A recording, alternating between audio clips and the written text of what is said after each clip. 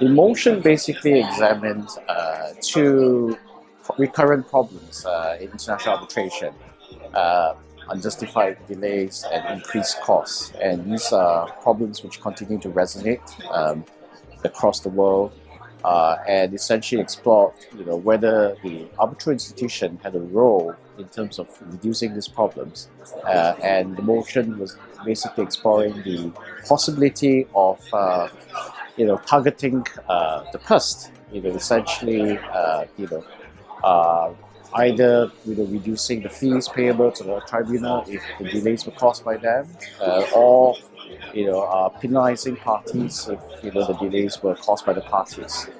So that was really the perspective of the motion, and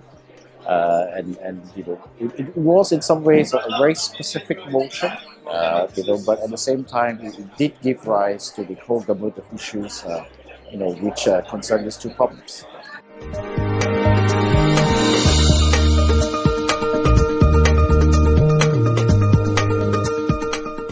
Well, firstly, I think maybe something about the speakers that we had for the debate.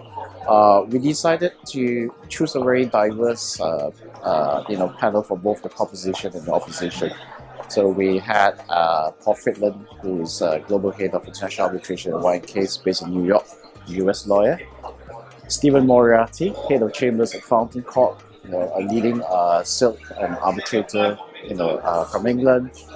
Chou Sean Yu, former Law Society President in Singapore, a leading senior counsel in the Singapore Bar, offering the local perspective.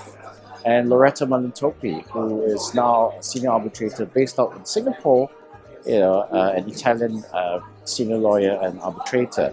Very diverse panel, obviously providing a cosmopolitan range of views.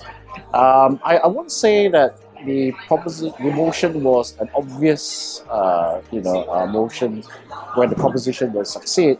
What was interesting was that the views and the arguments that were put forward by all four speakers, they did provide a lot of food for thought. I obviously, the speakers against the motion, opposed the notion that the only thing that, or rather the best solution was to hit at the purse.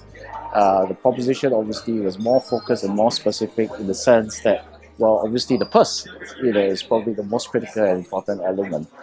So very interesting views were presented by everyone, and the voting was actually quite close. So what we did was we had a judging panel. The chair being Mr. V.K. Raja, former Attorney General of Singapore, Dr. E.Y. Park, and Dr. Claudia Anaka, again very cosmopolitan.